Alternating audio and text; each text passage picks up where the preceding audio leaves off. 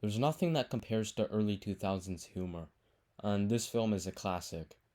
It has a persistent cue of advanced offensive humor, which I think is brilliant. There's additionally a plethora of intentional misinterpretations of jokes in this film, and the jokes are straightforward. There's not a lot of dialogue before the jokes are delivered, it's just straightforward, and it made this film plenarily hilarious. Now, the star of the show here, Ali G, his character is more outlandish. It's this 1990s hip hop wannabe gangster where he has a disregard for people and interprets some Jamaican hip hop culture in his character. So Ali G runs this wannabe gangster group called the East Stains, and their rival acquaintances are the West Stains. So Ali G runs this leisure center for kids where he teaches them these keep it real classes, and essentially it seems he toughens these kids up to the substructure of his personality.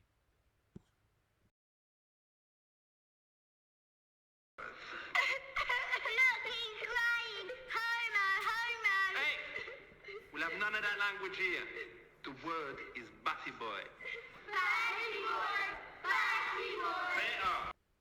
So Ali G finds out that the government is going to demolish his beloved leisure center, and Ali G is staunchly opposed to this conception, so he goes on this protest where he handcuffs himself to a fence.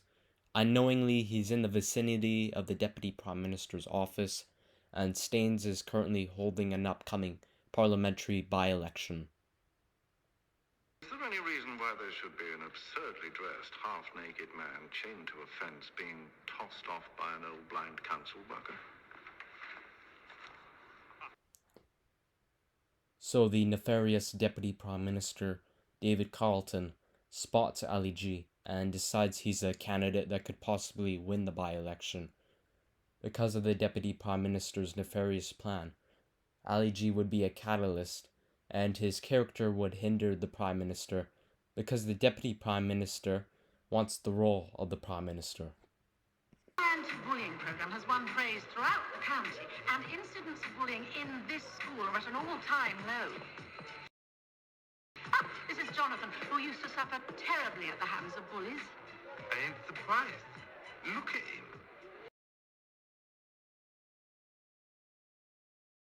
Hey, fatty boom boom. Hey, fatty boom boom. Hey, want another cream cake? Boing, boing, boing.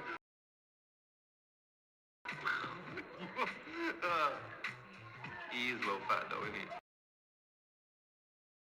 Oh, you motherfuckers, fuckers. Oh, you motherfuckers, fuckers. Vote for the G, the motherfucking G. That's me, the motherfucking G. All the bitches in the house say yo.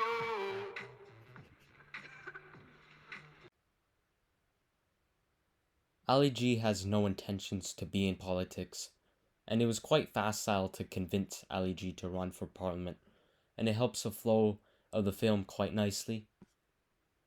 Ali G does go on to win the by-election, of course, and it helped that during the debate before the election that Ali G, unbeknownst, falsely claimed, which actually ended up to be true, that one of the candidates from the opposition parties sucked off a horse, and the candidate tells a story about how that transpired, that he slipped under a horse and it was genuinely more inadvertent.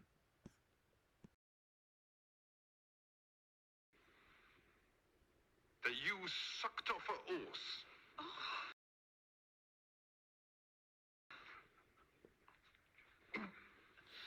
I did not suck off a horse. I have already dealt with this issue with the party chairman, and as I explained to him, I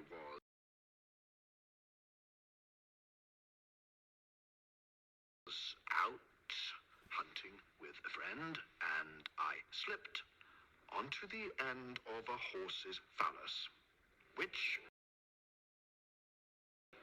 unfortunately, owing to it being the mating season, was aroused. Alvarez, Liberal Democrats, 5,080 votes.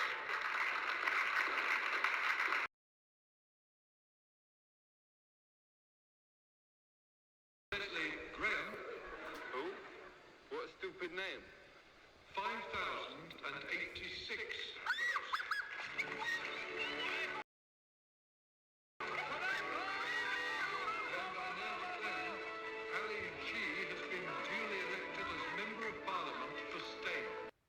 So Ali G is now in Parliament, and he shuts down all the MPs, saying that they need to have respect and to keep things real. Now I have to say, this is just brilliant when you have this outlier in the trenches with these typical politicians. You know, it's going to get contentious. So Ali G is venerated by the press, and the government's approval rating increases, which is obviously against the nefarious plans of the Deputy Prime Minister. Let's start making education relevant. So, if Kevin buys 6 ounces of Jamaican Sensimelia from Fat Tony for £480 cash in hand, and has to divide it amongst 11 of his customers, how much should he charge for an eighth so that he can make £100 profit to pay off his child support? Ali G gets appointed to a higher government role, and it doesn't quite disclose that, but Ali G is behaving outlandishly as he is invited to a customs contraband room, and his character is unleashed in there.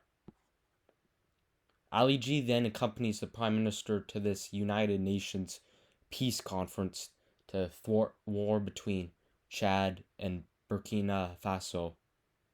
And he sneaks contraband cannabis from the time that he was in the contraband room into the tea of the UN attendees. And there are some great unfathomable scenes throughout. So the Prime Minister has a scene misconstrued with an obscene scene that has Ali G in there, which I honestly can't disclose. Ah, yes, Ali. Let's think about this, right?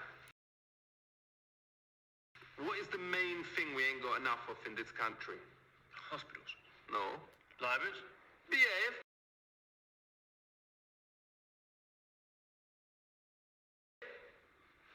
We ain't got enough fit women. And we've got too many mingers. No offense, Karen. So, why don't we just let in all the fit refugees and turn away all the rank ones?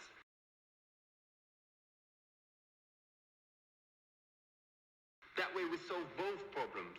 We is knobbing 2 birds with 1 Connie, innit? This is ludicrous. What do you think?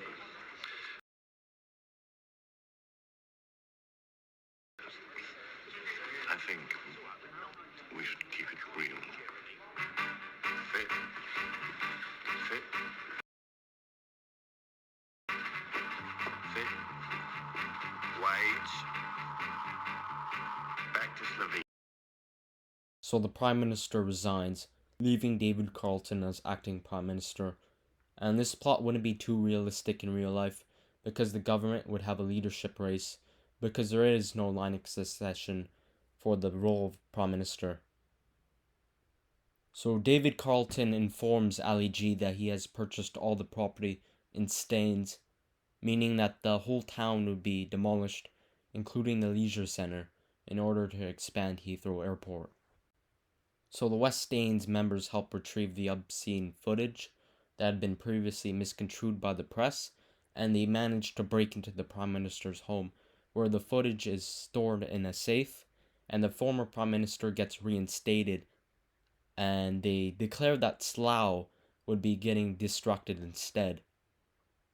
So overall, this film has just a great consistency to it, and a pint of badass to it.